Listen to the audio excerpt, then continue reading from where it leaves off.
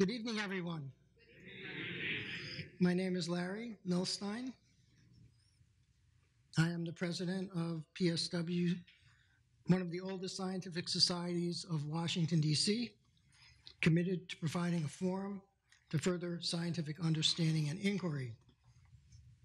To tonight's lecture by Juan Maldacena in the John Wesley Powell Auditorium of the Cosmos Club in Washington, D.C., including our members and friends around the world who are watching the live stream of tonight's meeting on the PSW Science YouTube channel.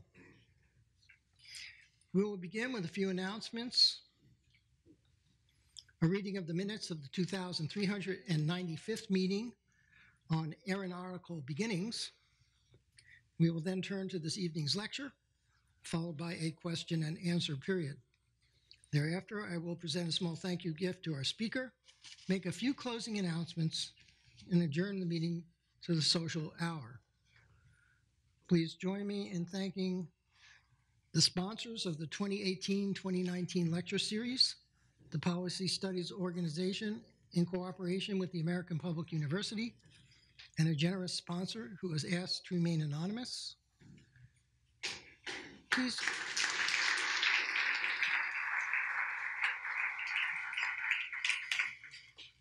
Please also join me in thanking the sponsor of tonight's lecture, our very own PSW member, Carl Merrill, sitting here in the front.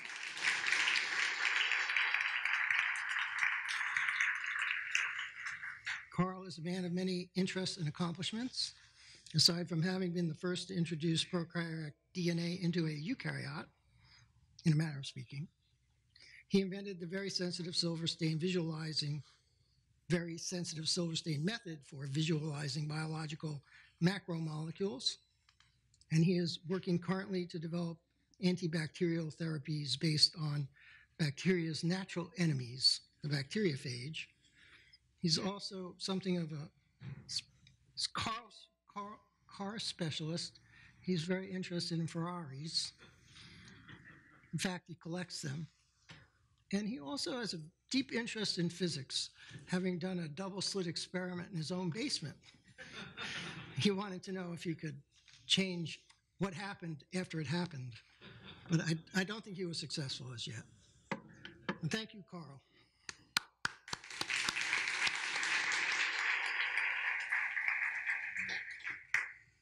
I'm pleased to announce that the following new members have been elected to the Society. David Rabinowitz, a faculty member at Oregon State University. He is a returning member with wide-ranging interests in science.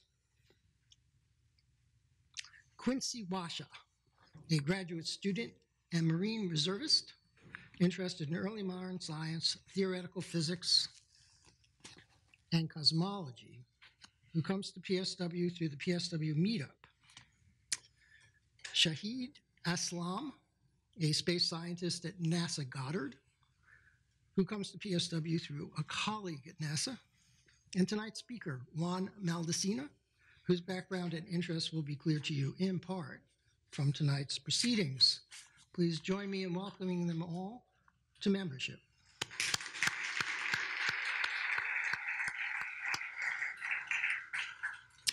Any of our new members here tonight are invited to pick up a signed reprint of Volume 1 of the PSW Bulletin. And if you did not already get one, please see me after the lecture. Recording Secretary James Heelan will now read the minutes of the 2395th meeting and the lecture by Jim Green on aeronautical beginnings, delivered here at the Cosmos Club on September 7th. Thanks, Larry. Good evening.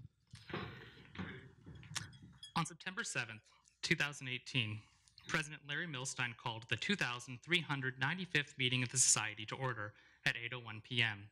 in the John Wesley Powell Auditorium of the Cosmos Club in Washington, D.C. He announced the order of business, that the evening's lecture would be live streamed on the internet, and welcomed new members to the Society. The minutes of the previous meeting were then read and approved. President Milstein then introduced the speaker of the evening, James L. Green, Chief Scientist at NASA and Civil War historian. His lecture was titled Aeronautical Beginnings, The Science of Ballooning During the Civil War.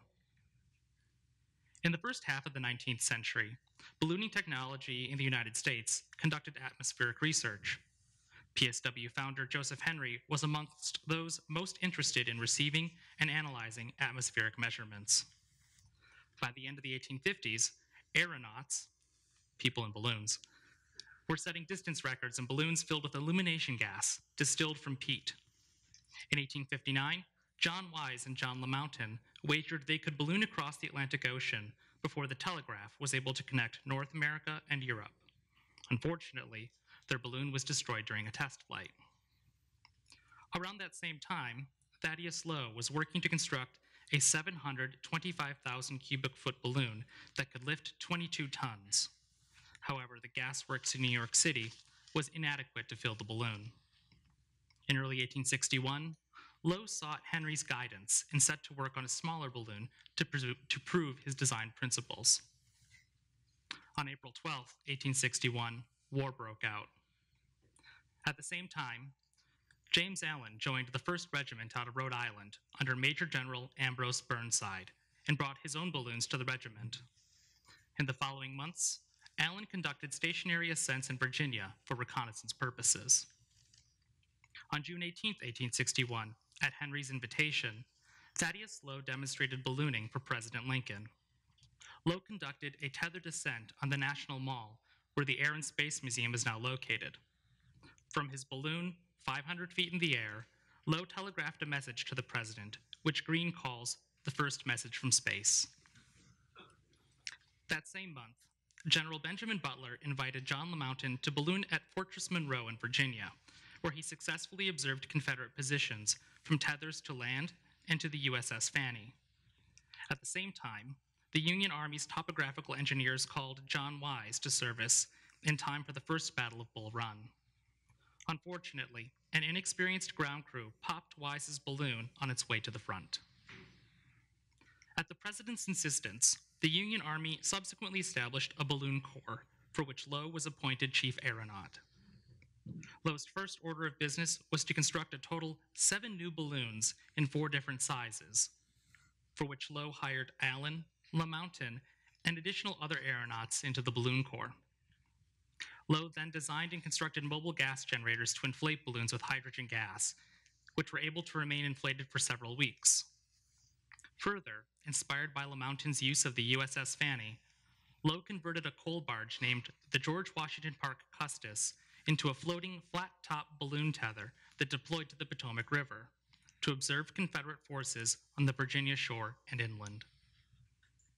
Lowe's balloon corps eventually flew more than 3,000 times. Its duties included distribution around the city of Washington, using cadmium lights at night to maintain constant surveillance.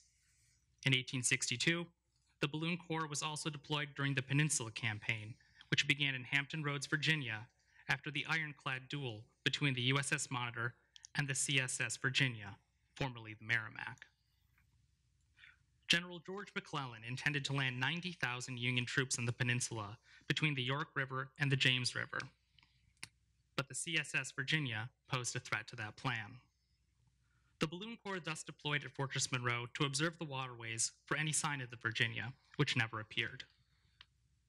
The balloon corps then stayed with McClellan's campaign and were deployed and provided valuable aerial intelligence at the Siege of Yorktown, the Battle of Fair Oaks, the Battle of Gaines's Mill, and during McClellan's evacuation from the peninsula. General Burnside subsequently deployed the balloon corps at the Battle of Fredericksburg. But, Greene said, Burnside erred by sending inexperienced aides rather than aeronauts into the balloons, and failed to make use of their intelligence during the battle. General Joseph Hooker also deployed the corps during the Battle of Chancellorsville in 1863, but also failed to ensure stable lines of communication to use aerial intelligence. Lowe departed the corps after Chancellorsville, and according to Greene, administration of the balloon corps fell apart. The Army placed the corps' balloons in storage until April 1864, when the Army sold 6 of the balloons and other corps equipment at public auction.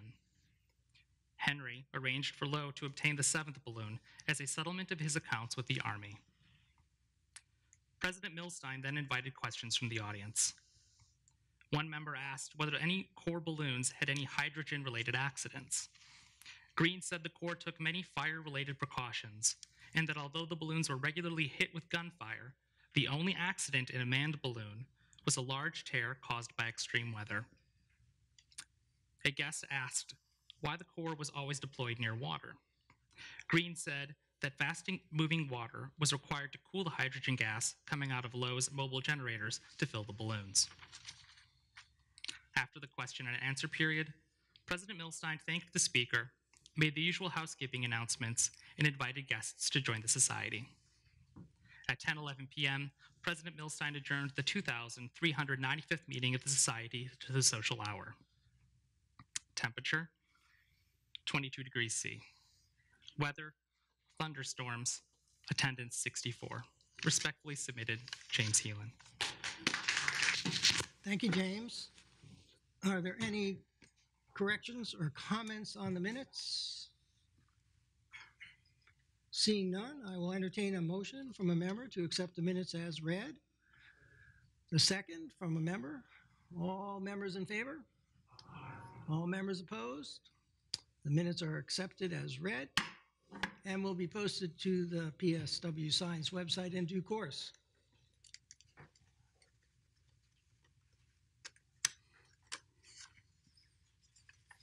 The 42nd meeting of the Society was held on Saturday, February 15th, 1873.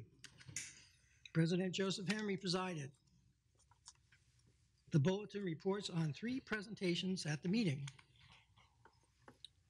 Mr. E. Foote read a paper on the laws of condensation of, I guess maybe they don't want me to hear this. Pardon me, short break here.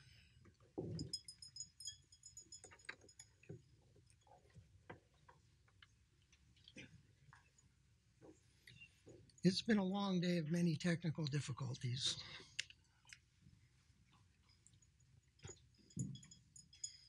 This one is easy to solve. It's called Remember to Plug Your Computer In.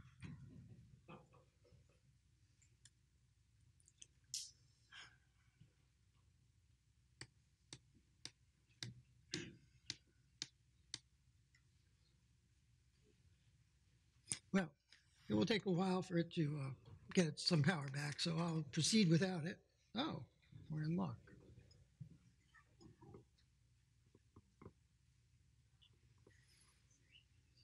Okay.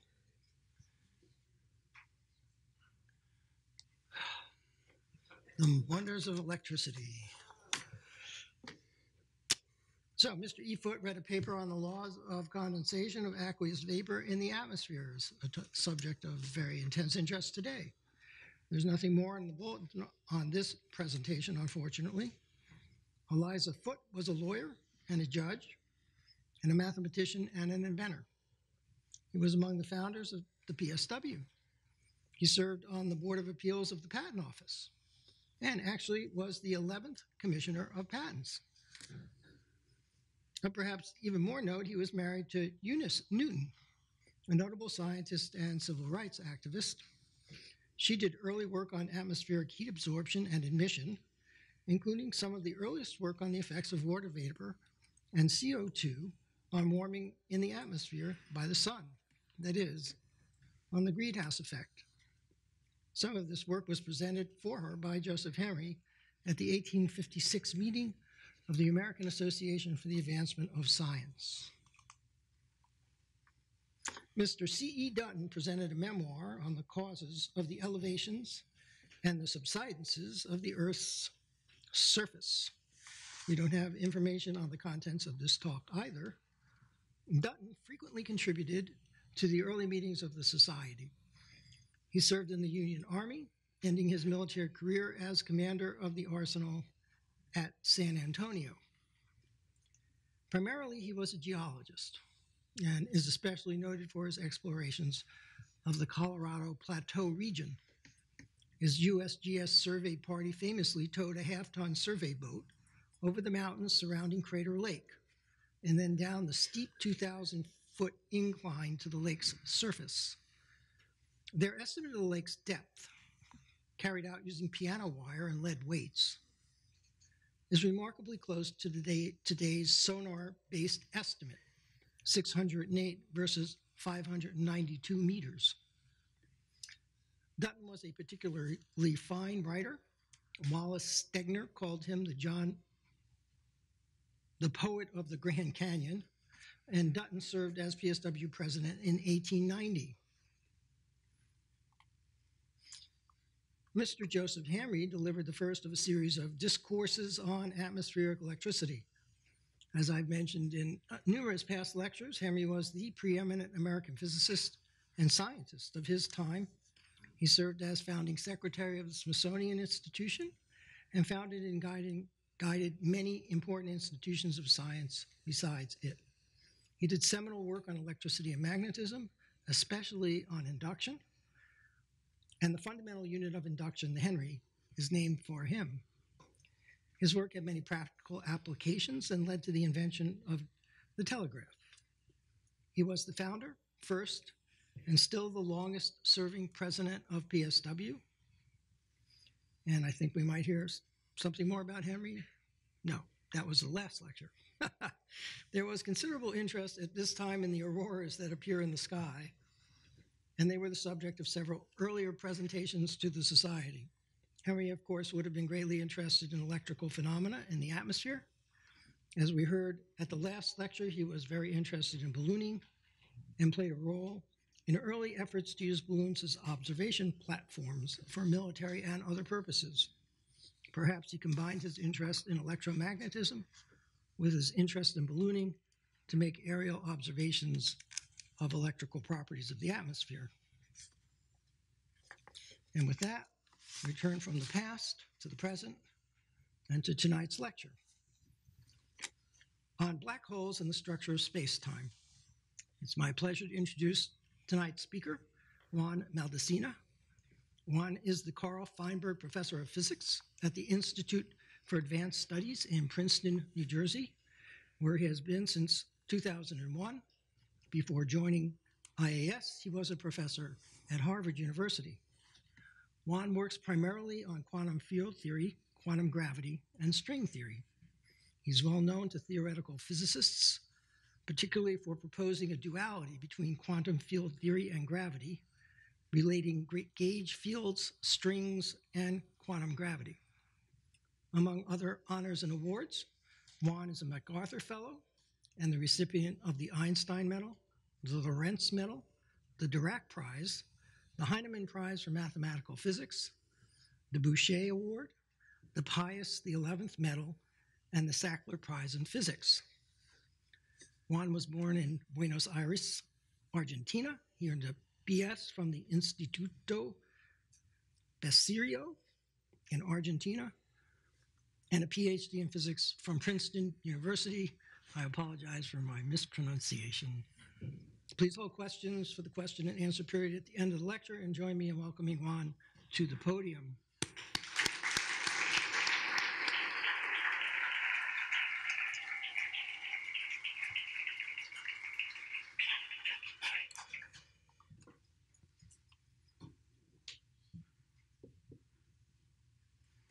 Here I am. Thank you. Well, it's a pleasure to be here. Thank you for the kind introduction. So today we'll be talking about black holes and the structure of space-time. This is a small outline of the talk. So we'll discuss what black holes are. They are a solution that Carl Schwarzschild found of the equations of general relativity.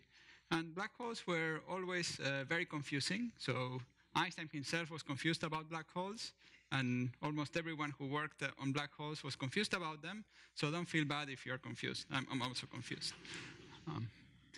Then it was discovered, so Einstein thought that black holes could not exist, but then it was discovered that black holes are actually unavoidable and a consequence of general relativity. The very big stars will collapse into black holes. Then it was even discovered that they are not black. So we'll see that there could be black holes that are red, black holes that are white, etc. And not only that, but that they imply that quantum mechanics is incompatible with gravity. That's what Hawking thought. And now we understand through some theories called string theory that black holes as seen from the outside seem to be compatible with quantum mechanics. And we can find an interesting relationship between quantum mechanics and the structure of space-time. So that's where the title comes in, about black holes and what they teach us about the structure of space-time.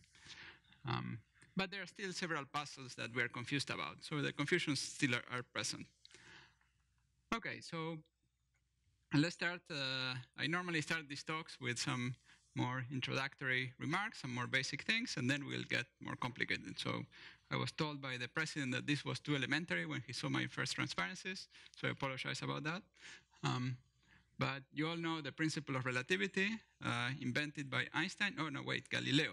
Galileo invented the principle of relativity, which says that an observer traveling with constant velocity sees the same laws of physics as someone at rest. So here we have two observers.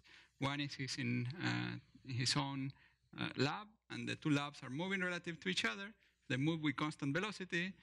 No one can tell whether they are moving or not. And of course, we experience this every time we travel in an airplane and so on. Now,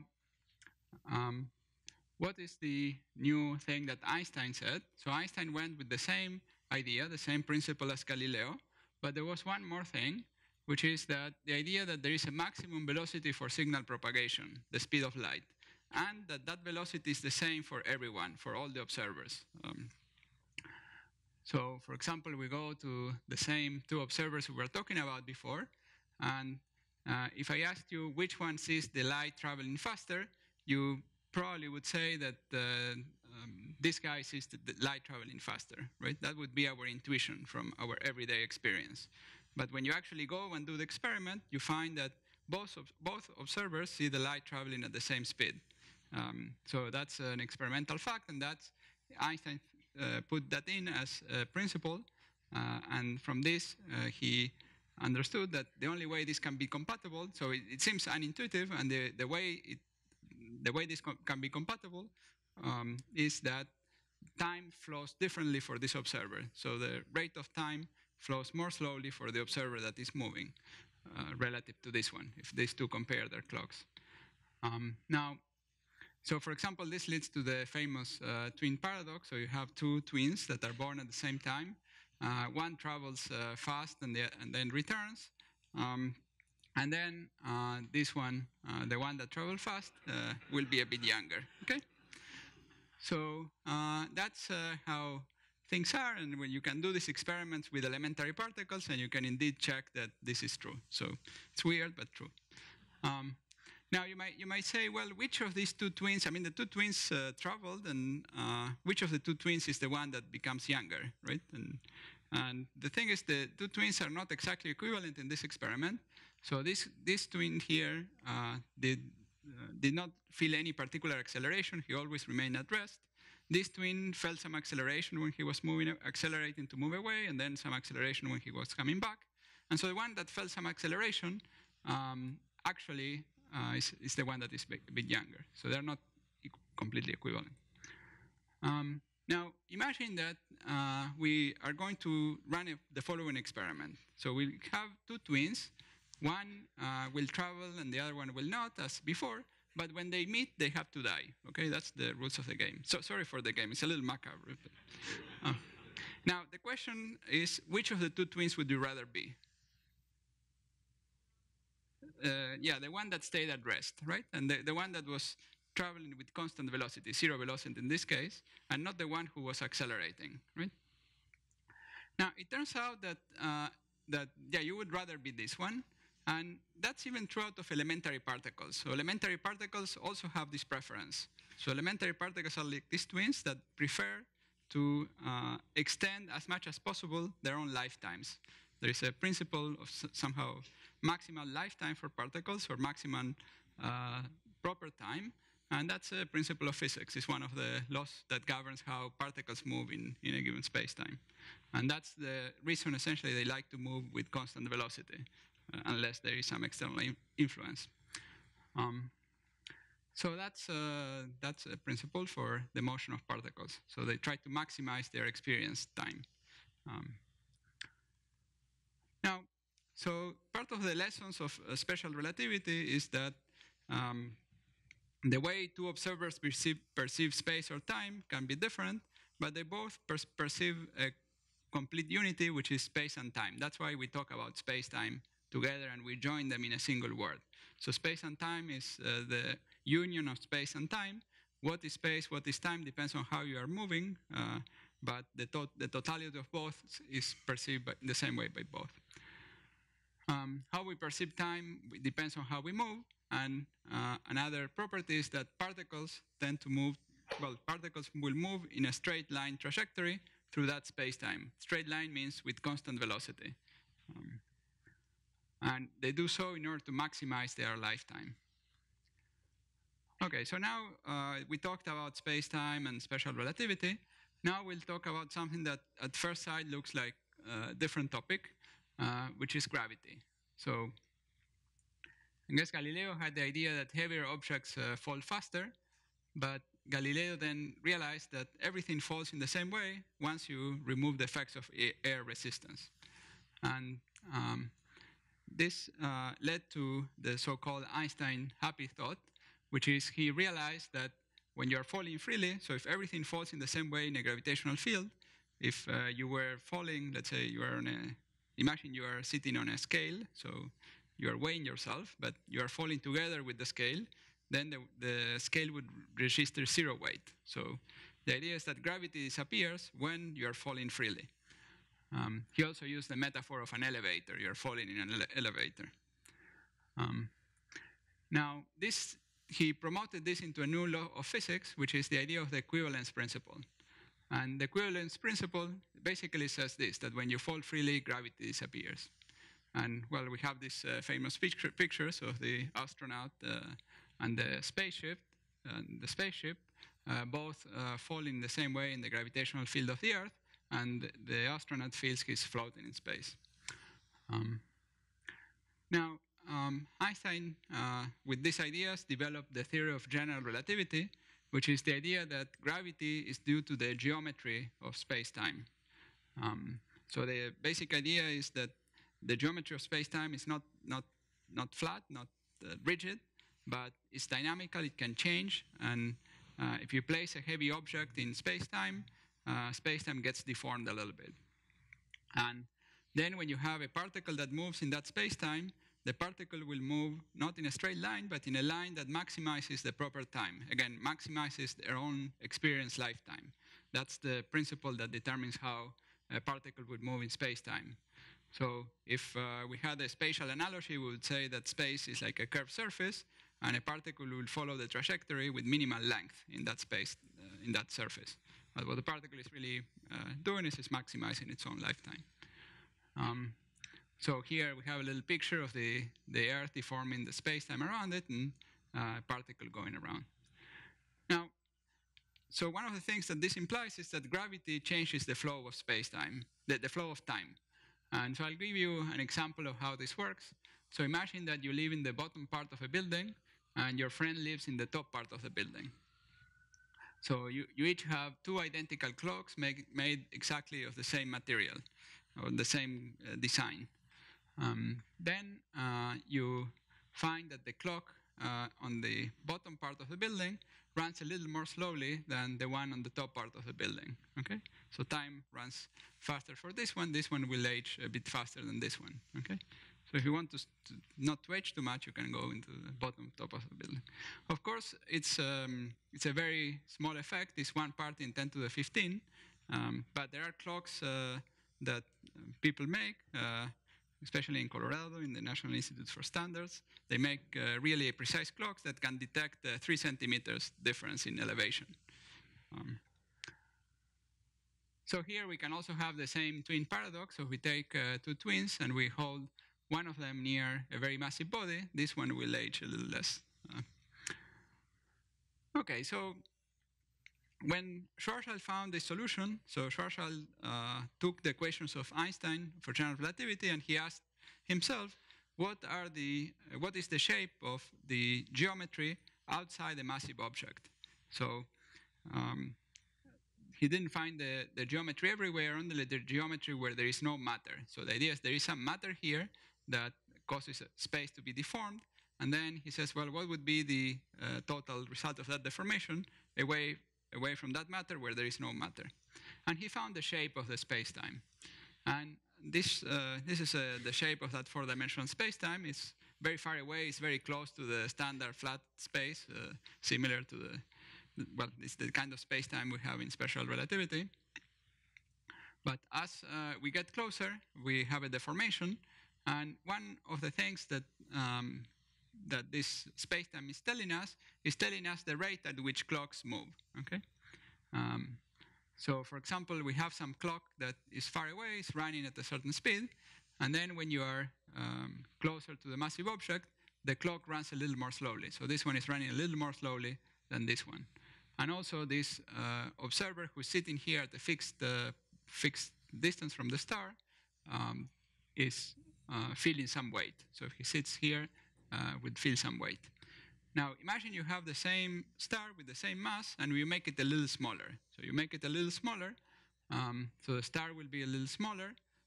The person here will feel more weight, and the clock will run more slowly than it was running when it was here. And it turns out that the geometry that Schwarzschild found is such that if the star is smaller than a certain amount, then it looks like the clock for someone who's sitting at that fixed position would seem to stop completely. Okay, and the person here would feel infinite weight. Okay, does this sound reasonable to you? No. If it sounds reasonable, then I'm not explaining it clearly enough.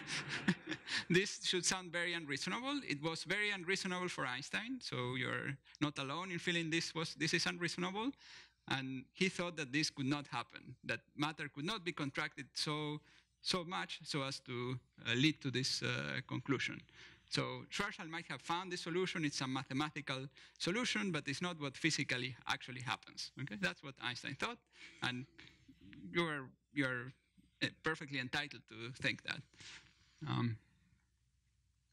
Now, something important about this observer that feels infinite weight, right, is that he's not falling freely, right? He needs, if you're sitting at some distance from the star, you need some rocket, right? You need someone, or you need a rope tying you to some place far away to prevent you from falling into the star, okay? So they are not falling freely. Now, Einstein's principle said that if you are falling freely, gravity disappears, okay? So what would happen if this person here decides to fall freely? So forget about the rocket, forget about tying yourself to a rope far away, you just fall freely, okay? Now you can calculate what would happen and what this person would feel using that solution that Schwarzschild found. And what happens is that the space-time continues beyond that surface of infinite, apparently, so that surface where you would feel infinite weight if you were staying stationary is called the horizon of the black hole. And a person that just falls through it just falls through the horizon, and nothing special is felt when he or she falls through the horizon.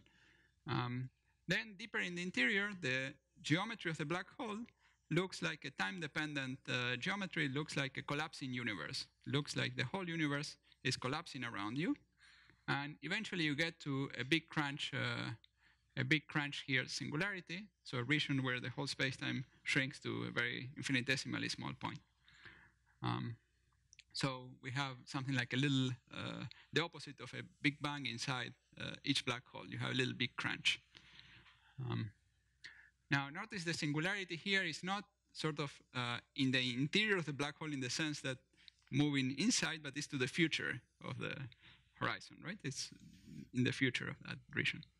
And it's hidden from the outside, so if you fall in, you cannot send the signal to the outside because trying to go to the outside is similar to trying to go to the past. So you cannot send the signal to the outside for the same reason that you cannot send the signal to the past. Okay? So that's why it's useful to think of the singularity as being to the future. Now, an analogy that is sometimes made for this is the following. So we can think of space-time as a river. And Imagine you have a river where the velocity of the water is slow in this region, and then it becomes larger and larger and larger, and then here you reach a waterfall, and you fall into the waterfall. Now imagine that in this river we have some fish, and the fish can travel at some velocity, can swim at a certain velocity, and if the velocity, let's call the velocity that of the fish can swim, c, this stands roughly for the velocity of light, so it's analogous to the velocity of light. And then if the velocity of the water is less than the velocity of light, a fish swimming to the right will manage to avoid falling into the singularity. If there is a place where the velocity of the water is equal to the maximum velocity, to the velocity at which the fish can swim, and if a fish swims here, it will stay stationary here and will not move. And that's analogous to the clocks stopping at the horizon of a black hole. And finally, if the fish gets in here, the fish can try to swim to the right, but the fish eventually will fall into a singularity. Now, if the fish is swimming in this river, and the river, let's say, is muddy, and the fish cannot see the coast, the fish has no way of telling where the horizon is. Okay, so that's why the fish does not feel anything special when it is crossing the horizon. Okay, so we learned a few things. I reviewed for you a few things. So one, the black holes have this surface we call the horizon. Once you cross it, you cannot get out. Then it was understood that stars can collapse into black holes, and that also there are objects in the sky that seem to be black holes. So let me tell you a little bit about real black holes. So these are produced by collapse of massive stars, and they have a size of order from 10 to 200 kilometers roughly. And there are also black holes at the center of galaxies, which are much bigger. They have sizes comparable to the size of the solar system. So how do we see them? So we can see them because sometimes there is matter around the black hole, and when there is matter around the black hole, they heat up, they become very hot. It becomes very hot as it's falling to the black hole, and we can see that light or radiation that that matter emits. And a new technique is now that we can see gravity waves when two such black holes collide. So this is an example of a black hole at the center of a galaxy. This is an actual picture, so a combination of an optical picture. Here is the galaxy and some radio emission from some jets of particles that are coming out of the black hole. So there is matter falling. This case is one of these cases where there is matter falling into the black hole, and some of the matter sort of bounces back, and we have this emission, and that's how we see the black holes. And it's believed that many galaxies similar to ours have these black holes at the center. I mean, the black hole is very tiny, so it's the size of a solar system, which is much smaller than 400 light years, right? And the new way we have now of seeing black holes, it's a great way actually, is the following. So two black holes could collide with each other, and in doing so, they emit gravity waves, and they can be seen by the gravity wave observatories that people have built. Two detectors here in the US, and there is one in Italy now that is there. All three of them are detecting these gravity waves, and they've detected a few events like this. And this is great evidence of the collision of these black holes. And the way you test this idea is that you can calculate the shape of these gravity waves according to the equations of general relativity, and then compare to the shape of the waves that you see here on Earth, and they seem to match pretty well. So that's and in the next few years there will be many experiments in these directions, and we'll get better and better picture for what these black holes are like. So this is the end of sort of my experimental part of the talk, where I show you some of the evidence that we have black holes in the universe. Now I'm going to tell you about some interesting theoretical properties that black holes have. Why? Some fun and interesting properties of black holes. And that give rise to some interesting conceptual questions. So one interesting property is that the final shape of a black hole is independent of how you form it, right? So there are many objects in nature. So a star, for example, if you look at stars in the universe, there are some stars that are of different colors. There are red stars, there are more bluish stars, and so on. If you were to collapse those stars into black holes, they would all basically look the same if they have the same mass. There's only one parameter, basically, which is the mass. And also there could be some rotation velocity. So if they all collapse, they form a black hole. Here I cheated slightly because these are all pictures of the sun, but anyway. So that's an interesting property. So they're very universal and very simple. They are characterized by only two parameters, the mass and the angular momentum. Now, the other thing that is simple about them is the following. Imagine that you have two black holes that collide. When they collide, as we saw, they emit gravitational waves, and we indeed have detected these gravitational waves, and they form another black hole. Now, the question is, first question is whether how is the mass of this black hole related to the mass of these two black holes, right? So if we have two black holes with some mass m1 plus m2. When they collide, they can form a black hole that will it have the sum of the masses of the two, or will it be smaller than the masses of the two? Yeah, so many people here are saying that it will be smaller.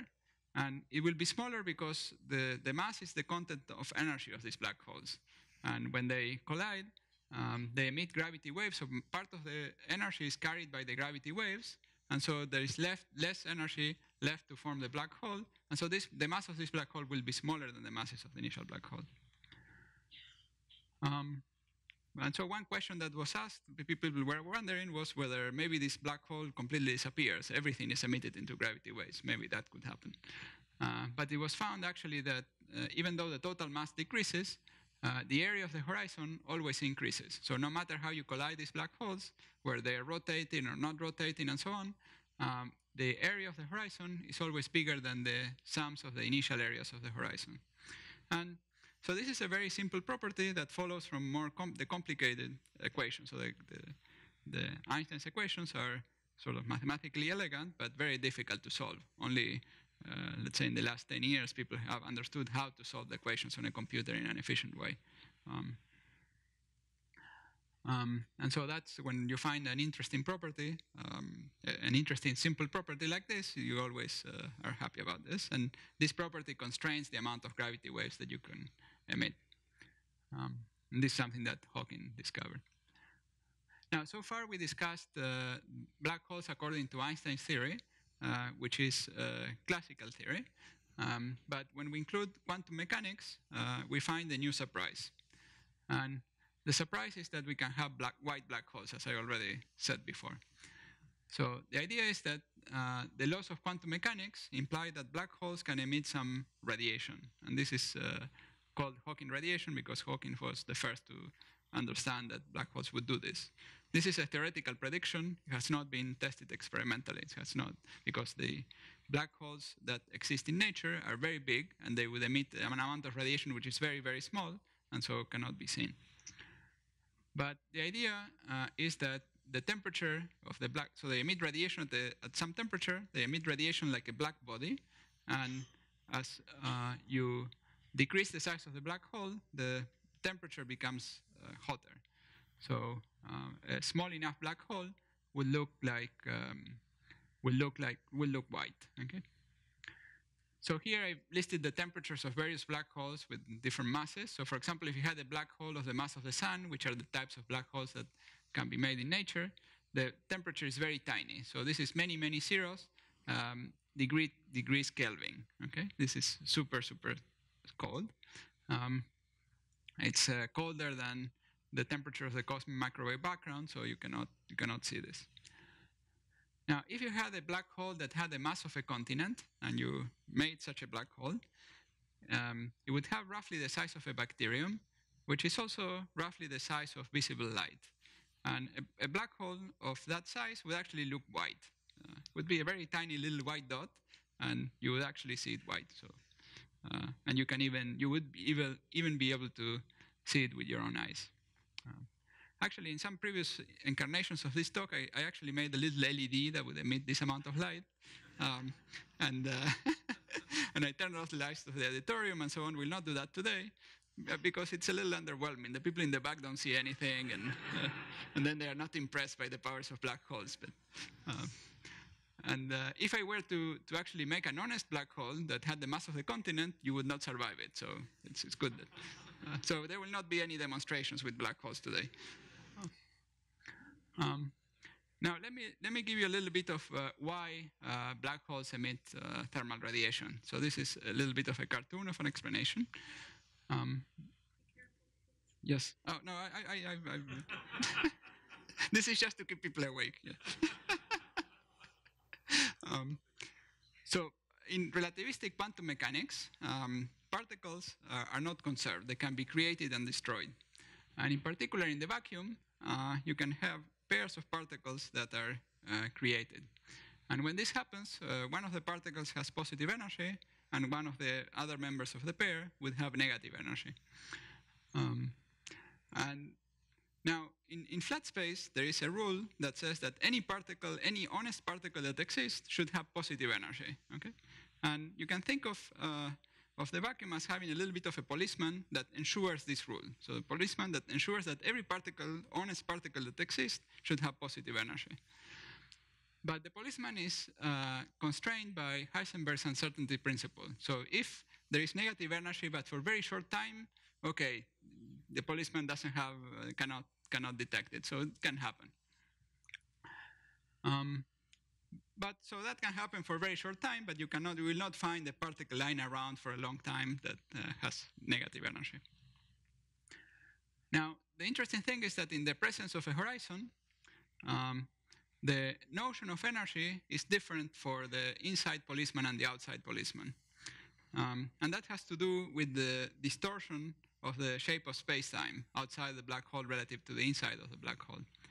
And so there is something that we call energy, which is the energy as measured from the outside. And from the outside, this particle has positive energy. And from the outside, this particle has negative energy.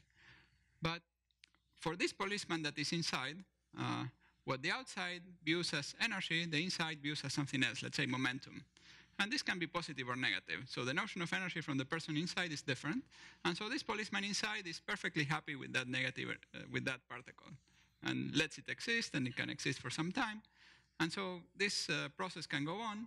And so you can have this negative energy particle going in and one positive energy particle escaping to infinity. And those positive energy particles escape into infinity form the radiation that Hawking discovered. So Hawking discovered this radiation by doing a calculation which, well, has some of these elements, let's say. Okay, so this phenomenon implies that black holes have certain lifetime. So they emit radiation and they lose mass. And so if you have a black hole, it will start losing mass and become smaller and smaller until eventually it would disappear. And we call this process black hole evaporation. And the lifetimes of various black holes is the following. So if you have a very big black hole, like the mass of the sun or the earth, it will take more than the age of the universe. If we have an ordinary black hole, it will evaporate, let's say, if you have a black hole with an ordinary mass, let's say a mass of, let's say, 100 kilograms, and you made it into a little tiny black hole, it will evaporate in a very tiny fraction of a second, and it would be an explosion worse than a nuclear bomb. Okay, so it can be very fast for very small things, but it can be very slow for very big black holes. And if you had a black hole that had the mass of a mountain, this 10 to the 12 kilograms, roughly the mass of a mountain, produced at the beginning of the Big Bang, then it would be evaporating right now. Now, we don't know whether those black holes were produced at the beginning of the universe. Probably not. There is no evidence that they were produced. But and also there are some theories where there could be very tiny microscopic black holes that could perhaps be produced in future particle accelerators. But those black holes would evaporate very, very quickly, almost as quickly as they were produced. Okay, so so far I've discussed a few issues that had to do with this interesting phenomenon that Hawking discovered of black hole evaporation, and now we'll discuss some problems that this phenomenon poses. So these thermal properties of black holes mix quantum mechanics and gravity, and this leads to a couple of puzzles. And I discuss two puzzles. The first one is why are black holes hot? And the second one, it's a little more subtle, is some problem about information loss. So first, when we are faced with the concept of temperature, for any system that has some temperature, we understand the temperature as due to the motion of the microscopic particles, or microscopic objects that make the system. So if we have air in this room and we heat it up, then the molecules will move a little faster than when it was colder. And there is a related concept of entropy, which is saying in how many ways these constituents can be arranged. And the first law of thermodynamics gives us the entropy if we know the energy and the temperature of the system. And Hawking calculated the entropy as a function of the mass. And so from there, you can calculate the entropy. And it turns out that the entropy of a black hole is equal to the area of the black hole divided by the Newton constant and the Planck's constant, which this combination turns out to be a quantity with some size, some length, some elementary length, which is very tiny length, 10 to the 33 centimeters. It's sometimes called the Planck length. And so the entropy of the black hole is, for a macroscopic black hole, is very big because this denominator here is very tiny. So this Planck length is the length scale at which the quantum effects of gravity or the shape of space-time become very important. Now, one interesting feature about this formula is that this phenomenon that Hawking found by simply thinking about Einstein's equations, which are completely classical equations, that the area of the black hole increases, translates into the second law of thermodynamics, the idea that the entropy always increases. Okay? And that's quite surprising that Einstein equations somehow know about the second law of thermodynamics, because there is nothing statistical, nothing. I mean, Einstein didn't think about temperature or anything like this. He was just thinking about a perfectly deterministic equation. The question that this raises is, what are the constituents of a black hole? So for any other thermal system, we explain the entropy and the temperature in terms of some microscopic constituents, somehow the atoms or the molecules or whatever is making up the system. And here, whatever is making up the system should be the microscopic constituents of space-time, because black holes are independent of the matter that formed them, depend only on the shape of space-times. In principle, you could even form black holes with gravity waves. So if you had gravity waves and you focus them in some region of space-time, even with no matter anywhere, you could still form a black hole. So the idea is that these microscopic constituents depend on space-time. And so that's why black holes, and especially these thermal aspects, are related to the very fundamental question of the basic objects that make space-time. So that was one of the problems. The second is the problem of information loss. So we said that a black hole can be formed in different ways. You can throw all kinds of information into a black hole, but at least in Hawking's approximation, the things that come out are thermal. So they have no information of the things that made the black hole. That's related to the fact that black holes have this universal character, that they always look the same. And on the other hand, in quantum mechanics, if you form something in different ways, the net result should always be different. The difference might be minuscule, might be very tiny, but there should always be some difference. And the question is how those differences come about. So there should be some subtle differences in the outgoing radiation. So in order to address these questions, to see what, this issue was the reason why Hawking said that the information could not come out. So Hawking said, look, the things went already into the black hole. There is no way that something is going to travel from the future to the past and send this information. You will lose information. That's what he proposed. But in order to see whether that's the case or not, we need really a better theory. We need a theory that puts together quantum mechanics and gravity And that is this theory called string theory that some of us have been studying. So string theory is a theory under construction. It's a theory of quantum gravity that talks about the quantum mechanics of space-time. And it reduces to Einstein's theory under ordinary circumstances. By ordinary circumstances, I mean at long distances and for very big objects. And it can describe in a complete way certain simple universes with negative curvature. And I'm going to focus on only this aspect of this theory and nothing else. And so this relationship is sometimes called holography. It's the idea that we can describe the interior of certain spacetimes in terms of a theory that lives purely on the boundary. So the idea is that we have spacetime. This works nicely for spacetimes that have negative curvature. This is a little picture of a spacetime with negative curvature. It was made by a painter called Escher, a Dutch painter. And here you should imagine each of these fish as having the same size, the same proper size. And the reason they get smaller here is because they are because of the curvature of space, and we have projected that curved picture into the flat surface of the screen, and that's how they got deformed. I mean, you find a similar phenomenon when you take the surface of the Earth and you project it onto a plane, and then the regions near the poles typically get deformed with the typical projection. In that case, they look bigger than they actually are. In this case, the opposite happens, look smaller, because the sphere is positively curved, this is negatively curved. And these spacetimes, you can think of them as having a boundary, which is after you project them onto the plane, there is this region very far away that in this case has the shape of a circle. And now the idea is that you have two ways of describing the same physics.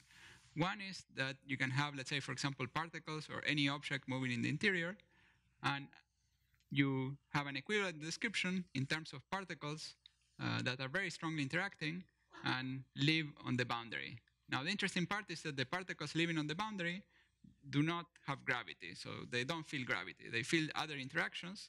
The spacetime where they live is the boundary of this original spacetime that has no fluctuations, is completely rigid, and that's where these particles live. Here I have tried to represent the fact that they have strong interactions by this jiggly motion. So they don't look like classical particles like this. They are quantum particles with strong interactions. And those particles describe the same physics as some object that could be living in the interior.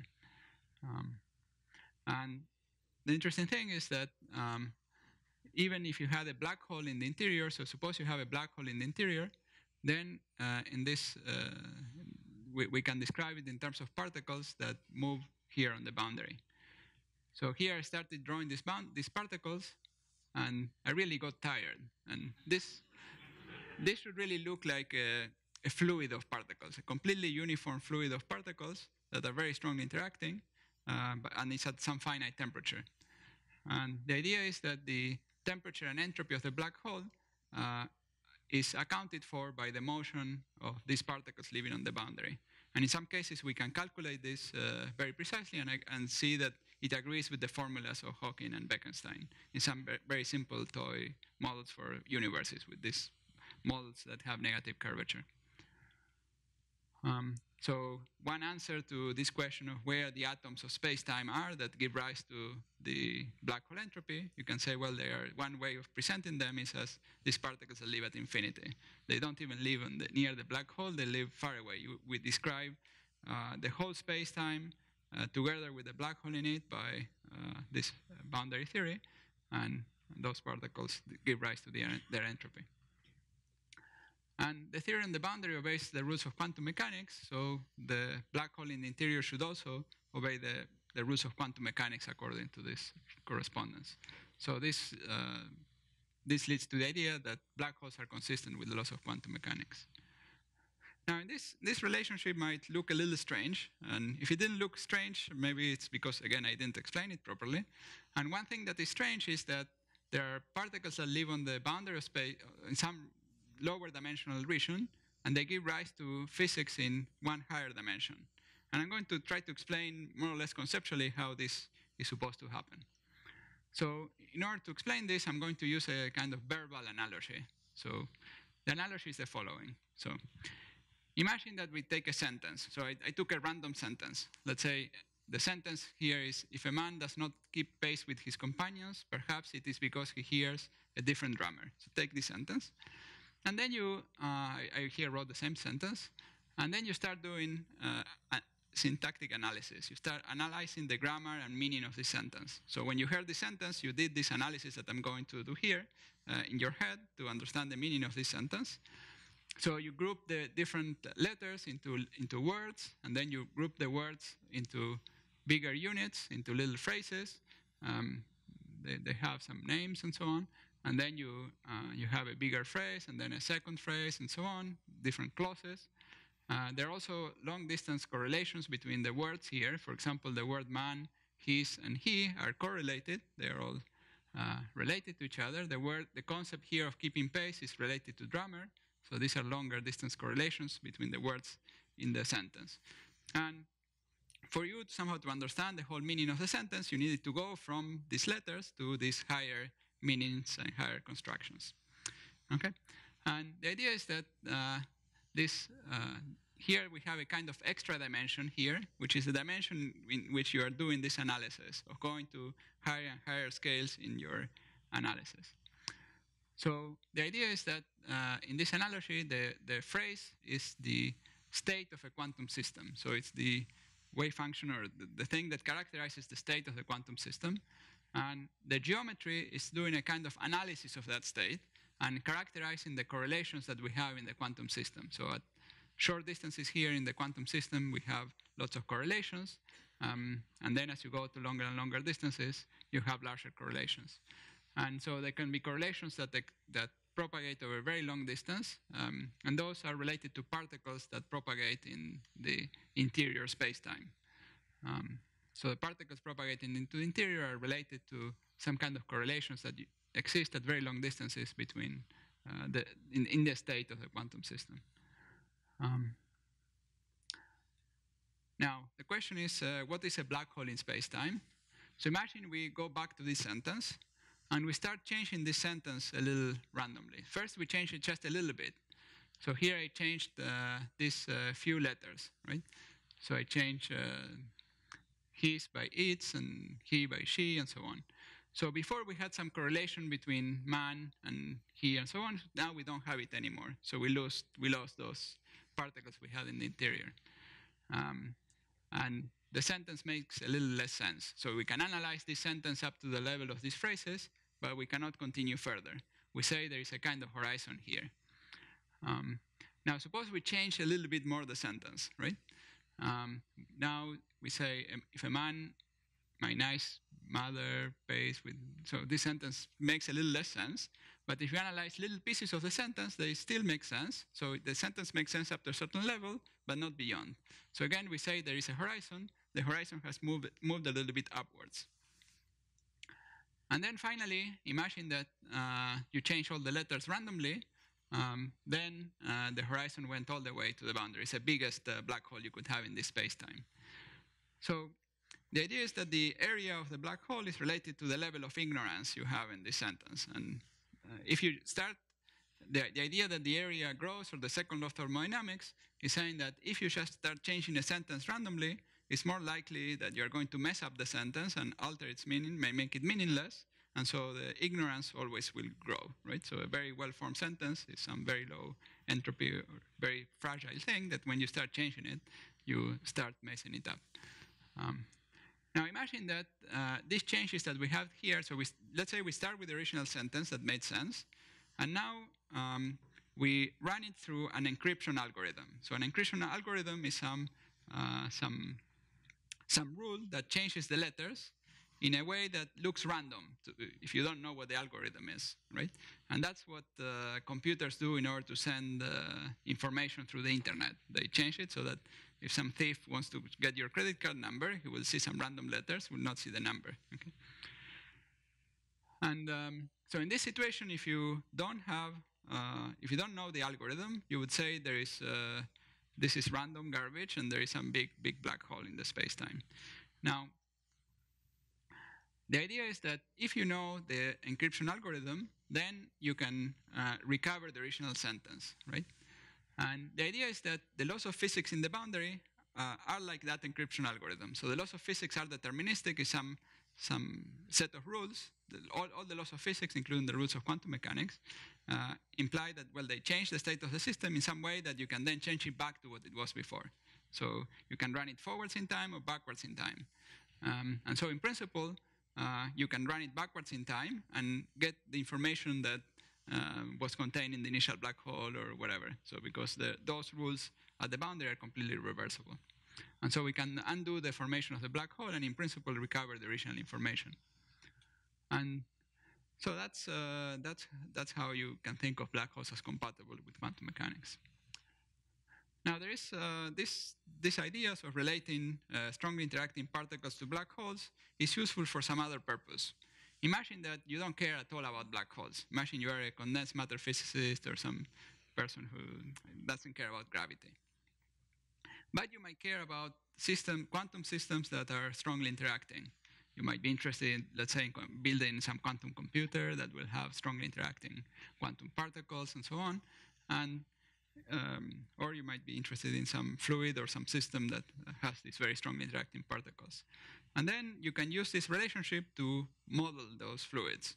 So you can replace, in some cases, some very specific systems, you can replace those fluids of very strongly interacting particles by Einstein's equations in a higher dimensional space.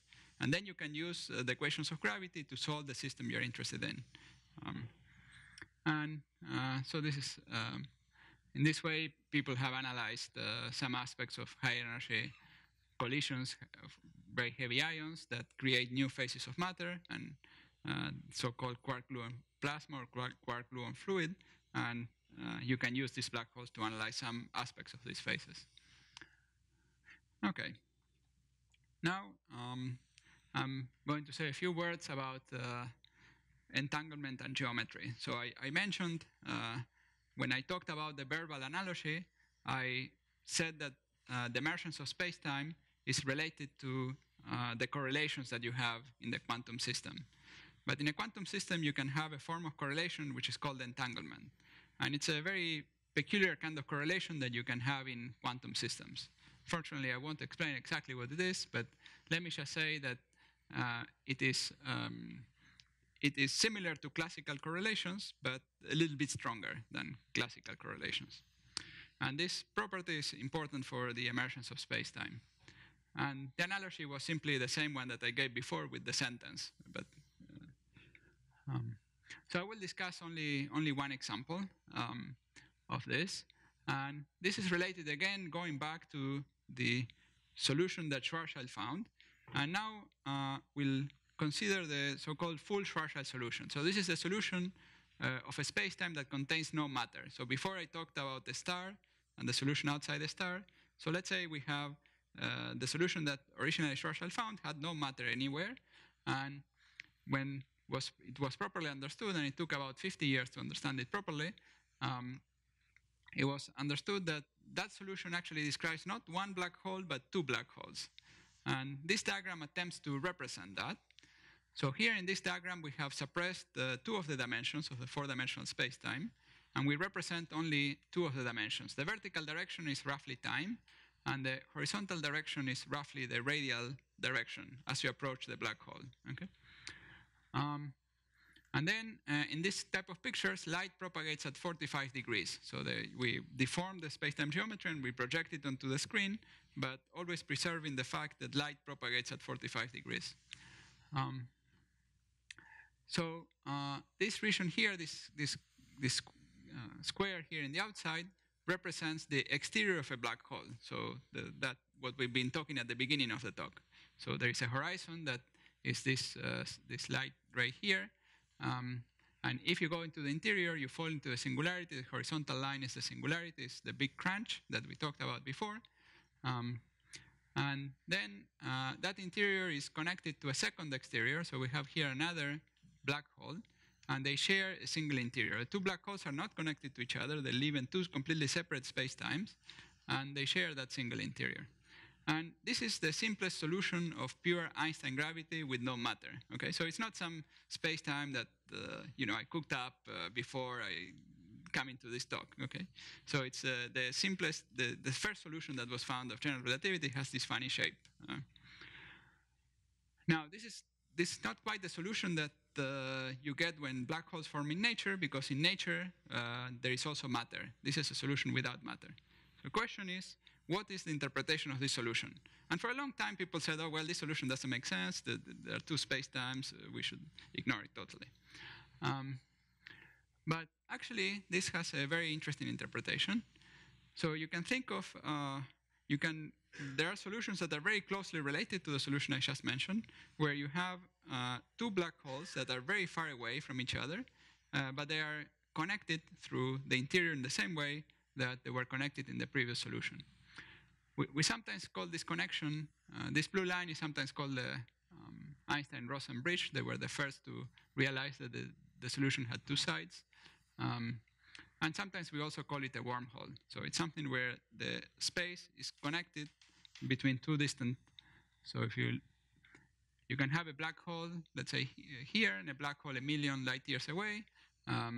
And if you stand here 1 meter outside this black hole and your friend stands 1 meter outside that black hole, you are separated by 2 million light years in space.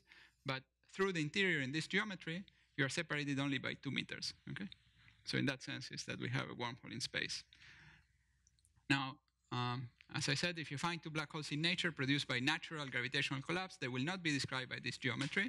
This is a very special geometry, but it's a possible geometry according to general relativity.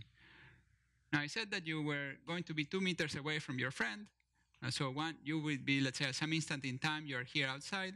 Your friend is outside at 2 meters away. However, if you try to fall in, you cannot travel faster than the speed of light. And you want to go to your friend, you try to go in, and you end up falling into a big crunch. So the universe collapses before you can go through this wormhole. So that's why these are called non-traversable wormholes. You cannot really go through them. And these are perfectly consistent with the laws of physics as we know them. And you cannot send any signals through this wormhole, and they don't lead to any causality violation. So you cannot travel faster than the speed of light. So they are not useful for science fiction. So the usual science fiction wormholes are those that allow you to travel faster than the speed of light. So I'm sorry to tell you that you cannot use these ones for that purpose. So the idea is that in the exact theory, each of the black holes is described by a set of microstates from when we view them from the outside, a set of quantum states. And the idea is that that geometry of the wormhole arises when you entangle the two states. So when you have the microstates of the two black holes and you put them in an entangled state, then you will generate that geometry. You'll generate that connected geometry. So you generate a connection in the structure of space-time when you entangle these two black holes. And some of us have speculated that perhaps it happens with any kind of entanglement, but that's a wild speculation, so I won't discuss it more. So we have this geometric connection from entanglement. That's why, and let me make a small analogy. So again, we go back to the phrases. So here we have the same phrase we had before, and here in the bottom we have the same phrase but in Spanish, okay? And so the details of the letters are different in the two cases, but when we start analyzing the sentence, at some point we find some common structure. So we would have some kind of correlations that describe this sentence, and other kind of correlations describing this one, but at some point the two collapse into a single semantic interpretation, okay? And that's somehow the connected wormhole. Okay, I said that these wormholes are not good for science fiction, so let me tell you a little story. So it's a kind of science fiction story, but it's different than the usual ones. So let's say that we have two people. This is far in the future, so in a very advanced civilization. And we have this one called Romeo and this one called Juliet, okay? And their families don't like each other, so they keep them away. And they keep Romeo here in the Milky Way galaxy and send Juliet to the Andromeda galaxy, million light years away, okay? But they are very smart. They are really very smart. And they start sending each other entangled qubits, so entangled messages. So this one generates an entangled pair and says 1 to Juliet and so on. And this way, they accumulate lots of entangled qubits. Then they collapse into a black hole. This is far in the future where they really can control all this very well with very precise quantum computers. They can do all that, and they create two big black holes, one here and one over there, okay? One in the Andromeda galaxy. Now, I'm going to, now after they've done that, they decide to jump into these black holes, okay? So first look at the bottom part of this transparency. They jump into these black holes. Romeo jumps into the black hole. Juliet jumps into her black hole. And their families just say that they committed suicide, right? They just, and that's what the narrator of the story, who remained outside, also would say, and has said, actually.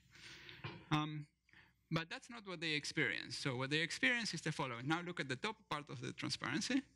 So they actually jump into their two black holes, but because they entangled them before, they created a geometric connection between the two black holes, and they actually meet in the interior of the black hole and can live there for a while. Unfortunately, in this version of the story, they die. But anyway, but there is a slightly more complicated version of the story where they don't die, but I don't have enough time to tell it to you.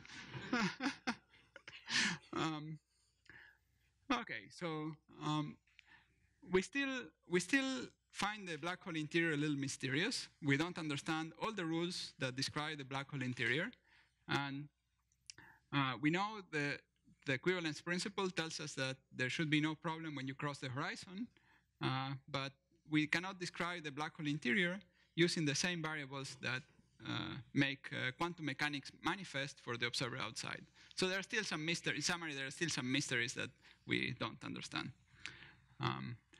So in conclusions, black holes are fascinating objects where the geometry of space-time changes in a dramatic way. Black holes and quantum mechanics give rise to very interesting theoretical challenges, and string theory can describe black holes in a consistent way, at least as seen from the outside.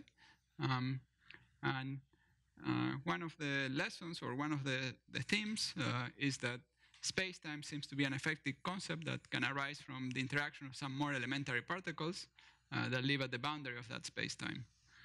And entanglement plays an important role in determining the structure of this space-time. Thank you.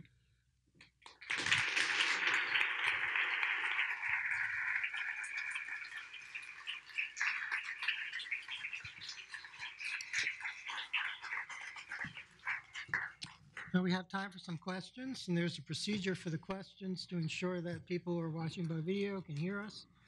There are runners with 3 microphones. The microphones have 3 colors. I think they're, I don't know, purple, pink, and orange. So if you raise your hand and hold it up long enough for the microphone to come to you, I'll call on you by the color of the microphone. Please stand up, purple, and tell us your name, and tell us if you're a member, and ask a question.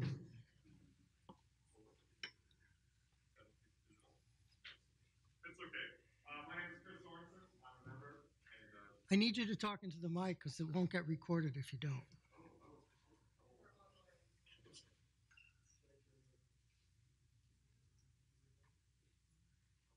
okay.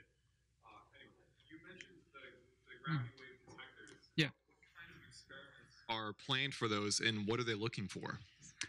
Well, these detectors are currently detecting, again, trying to see gravity waves. And the gravity waves can be produced by these 2 black holes orbiting each other, or 2 neutron stars. They have to be very heavy objects moving relatively fast.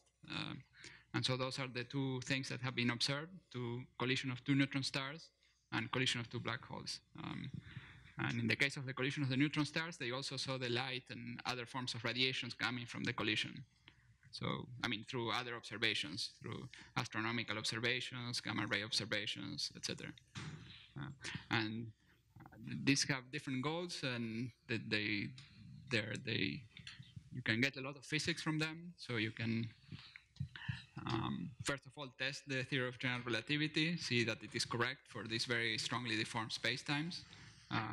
You can try to find out how many of these black holes were there, how they were formed, what kinds of stars formed them. You can study the physics of neutron stars, the type of structure the neutron stars have, and so on, have some imprint on the gravitational waves and also other signals that they can give. And also you can study that. You can view them as standard candles or things whose brightness you know, and use them to measure the expansion of the universe. So that it can be used for many things. And people keep coming up with new ways in which you can use these observations. This just gives us a whole new way of looking at the universe, not through electromagnetic radiation, but through gravitational waves. And gravitational waves can go through matter. They are not blocked by anything, basically. And so it's an interesting, very, very interesting area in physics now. The orange microphone, I think that's Mr. Wilson there. Yeah. Hi, Professor Maldacena. Joe Wilson, a member of the Society. At first, I was thinking when you were talking about information as being a problem with black holes, there was supposed to be a big argument between 't Hooft and Susskind and Hawking on that question. Yes. I'm wondering if there's any indication, this question about information, that indicates whether or not, does that tell us that wormholes are not just theoretical constructs, but that they may in fact actually exist? Well, this discussion, I guess, that was popularized in the book that you're referring to. It was basically people trying to understand whether quantum mechanics and black holes were compatible with each other or not. And all these developments I talked about in the last part of the talk were were obtained by thinking about this type of question and by trying to answer this question. And if you believe in this duality between the fixes in the interior and the boundary, then the answer is that black holes are consistent with quantum mechanics, but there are still some questions that remain about the interior. Now, whether these wormholes are theoretical constructs or not, for the moment they are theoretical constructs.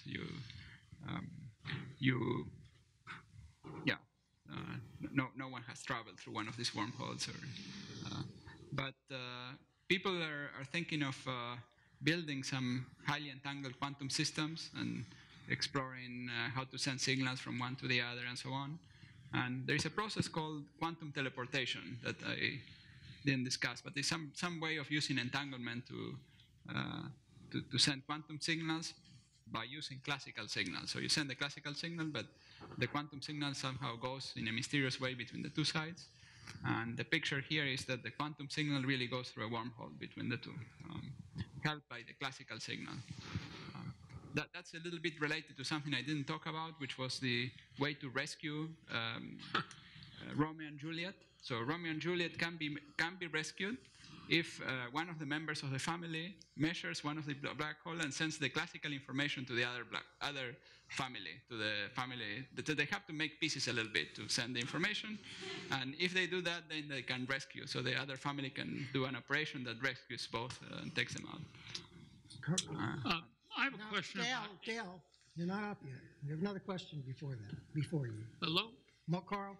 I have a question about entropy. Yes. In entropy, there is a loss because of age and expansion. That's what entropy is about. So if it expands as the universe has expanded, there is a greater number of elements that appear and a greater number of exposures. And those exposures themselves increase the total number. And it's as knowledge grows, knowledge expands, and it expands on itself because there's greater exposure and greater opportunity for expansion. So the question is, if things expand and entropy sends out more and more items, the total structure, because of its exposure, is greater than where it started. So what's the problem with entropy not recognizing that expansion increases the total volume? Well, you're talking about the notion of entropy in an expanding universe, such as the one we live in. I was here for simplicity thinking about the entropy of a localized system, let's say a black hole, in a universe that far away is not expanding. So these curved universes I talked about are not expanding far away. They are translation invariant in the time direction. So that makes the problem more similar to problems we can deal with in a lab, right? That we collapse, we can put some matter together, it will have some entropy, and we put a little bit more matter, the entropy increases. So the same type of problems we have in the lab, where we have a fixed space-time outside the experimental setup. Here, the experiment was making black holes, the theoretical experiment we were thinking about. There are other issues that arise when you have cosmology, and in cosmology, the main well, there are different ways to thinking about the entropy. So you can think about the entropy density of our universe, and by summing up the entropy contribution from various sources. So there is gas, and there is stars, and there are black holes, and actually the entropy of the black holes dominates. So the entropy is the biggest thing. But you also have to include the entropy of the cosmological horizon in principle, and that's the biggest of all. Carl. Hi, Carl Merrill, a member of the Society. What's really exciting to me about this presentation is the melding of quantum mechanics and Einstein's theory of relativity. But the presentation was in terms of the black holes. But I've seen people extrapolate that to our very universe itself, and I wondered if you could expand or expound on that. Well, I think I phrased it in terms of black holes because, well, the black holes are reasonably concrete, and it's a problem where we can say things more confidently, and where there was a lot of research and fairly solid results. If we wanted to extrapolate it to our own universe, that's more speculative, and we don't really know whether it is possible or not to have a similar theory. So, but let me say what the flavor would be. So if you have an expanding universe and it has expansion with constant acceleration, then it will have a boundary in the future. So that boundary that we were putting at the some kind of spatial direction in the case of the negatively curved spaces for an expanding universe that really has positive curvature, it would be in the future. And so the idea is that there could be a theory that is defined in Euclidean space without time, and that correlations and so on and the statistical measures that are defined by that theory agree with the ones that you get by introducing a time and then evolving things in time, generating that same statistical distributions by thinking about the time evolution. And but we don't know. There are some examples of theories like this, but they're for very weird theories. They're not for Einstein gravity theory. They are true for some theories called higher spin gravity, are very weird and complicated. But the fact that these two theories have similar symmetries and have some kind of scale invariance and so on is useful for thinking about the physics of inflation, for example. So, but yeah, we don't know whether there is a complete correspondence or not in this flavor. My feeling is that we still need to understand the rules better and better, and it might take a slightly different form or a completely different form. Orange microphone. My name is Usman. I'm visiting here from Rochester, New York. My question to you is specifically about string theory. For any scientific model to be trusted, the theorists have to come up with an experiment or at least a parameter that could be measured, and then the theory could be subsequently falsified, or at least be made distinguishable from any competing ideas. Has string theory until now given any such parameter? For example, a version of Bell inequality in quantum mechanics, a similar version of some test that one could do, or if not, is there any chance in the future that such a falsifiability test could be made? Right. So,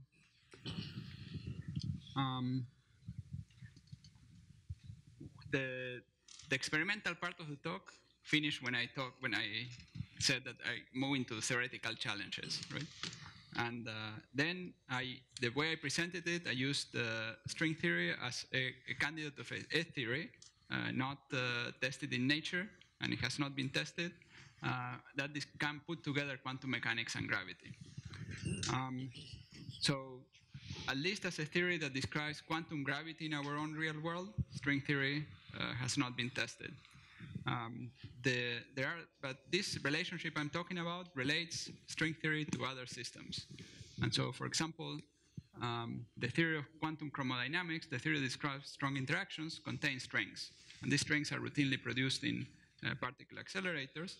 And they can be viewed, the standard view of them is that they are created by quarks and antiquarks, and there is a color electric field going between them. But the idea is that in a theory where you have a large number of colors, these strings which are made with gluons can behave as fundamental strings moving in some higher dimensional space.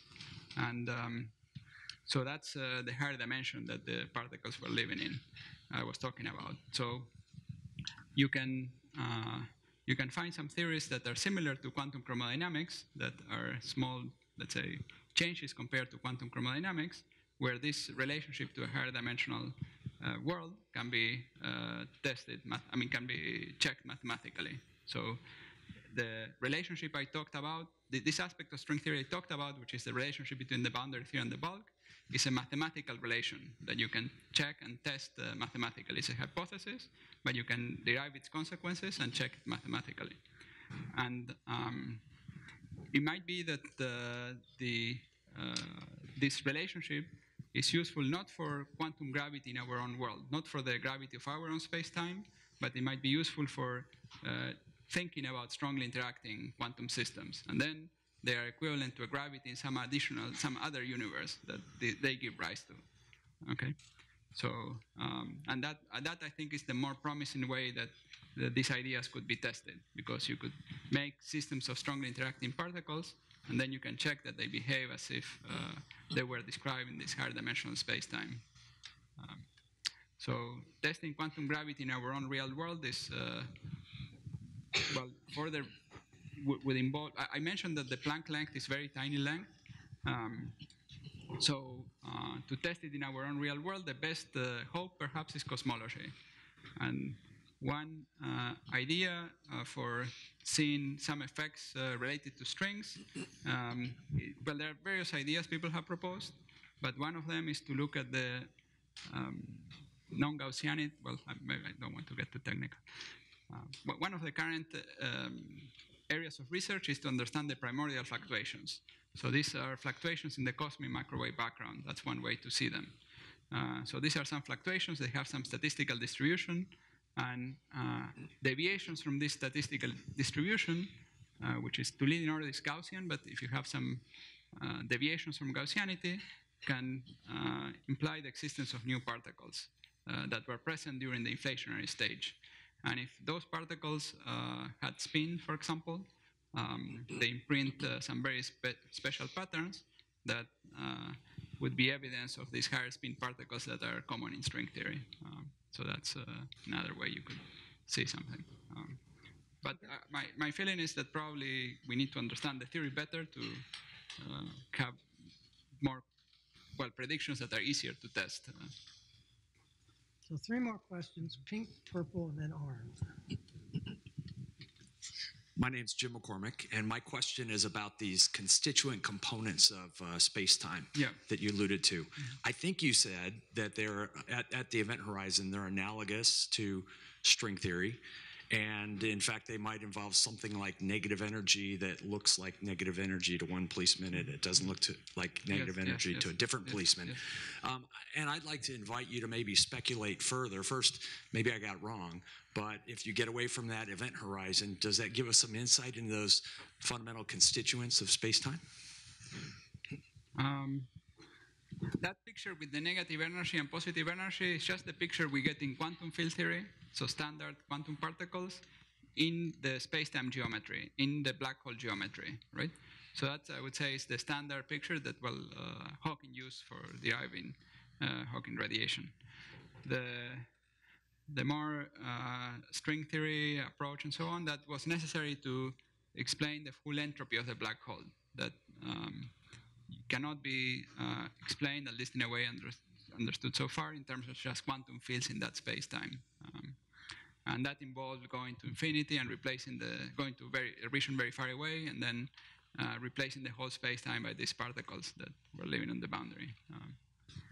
And I think that relationship was discovered in the context of string theory, but it might be even more general for any theory of quantum gravity, whether it's string theory or not. We don't have any other very concrete examples for other theories. My name is Jim Griffin, and I'm a member. I take space-time to be the world we live in, including gravity. Yes. Is that correct? Yeah, that's correct, yes. And so do I understand it that if we take a boundary of our space-time and put particles there which have no gravity but obey the laws of quantum physics, then by properly arranging those boundary particles, we could reproduce the space-time that we see, including its effects of gravity. Is that correct? No, and it's not correct because it would be correct if we lived in a space-time with negative curvature, if we lived in so-called anti-de Sitter. It's not true for an expanding universe like we live in. So it depends on how much you want to assume. It could, in principle, be true in a universe that was similar to ours, but was not expanding. Right? But what you said was correct. Would be correct for that universe. Okay, but I guess I thought I heard you say that if we take the boundary and use the quantum theory. Yes, for those universes. So we understand. Make a correspondence between that theory and a five-dimensional theory. Yes. That then the interior would be space-time. Okay. So this is an equality that can be applied in different ways. So it's like a bridge connecting two theories. So if you want to describe it for our own space-time that we live in, that is expanding and so on, we don't know how to do it. Okay. I was asked this question before, and I said that I only speculated that perhaps in the future there is some theory. Now, if we change just slightly our space-time, we can have the same matter and everything we have in our space-time, but we imagine we live in a negatively curved space-time, so it could be very close to flat as it is here, but then has negative curvature along distances. Then, in principle, there should be a theory living at the boundary. So those other particles without gravity is an equivalent description to the one we would have in our own space-time. Okay, thank you. We think it should be, but we don't know the concrete correspondence for our own space-time. Yes. Last question, Bruce. I'm Bruce Murray. I'm a member. What is quantum gravity? I always thought it was a competing theory to string theory. Is it now part of this theory that you're talking about? No, well, quantum gravity is just the quantum mechanics of space-time. So it's gravity quantized, right? And I think I normally use this name for describing the general process of taking a theory of Einstein theory and then quantizing it in some way. So I view string theory as a candidate theory of quantum gravity. There are other people who have other candidate theories, like something called loop quantum gravity, for example, which is what I think you are referring to.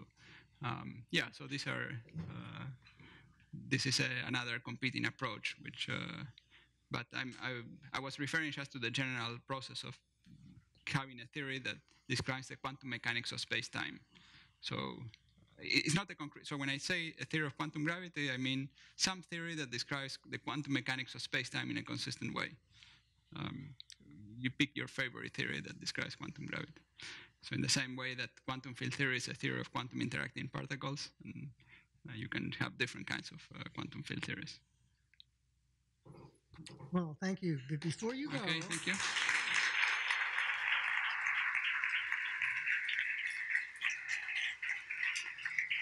Thank you. I'm going to present you with this framed copy of the announcement of your talk. Thank you. And a signed copy of the Volume 1 of the Bulletin of the Philosophical Society of Washington. Okay. Thank you very much, and thank everybody. So before you go, a few housekeeping announcements.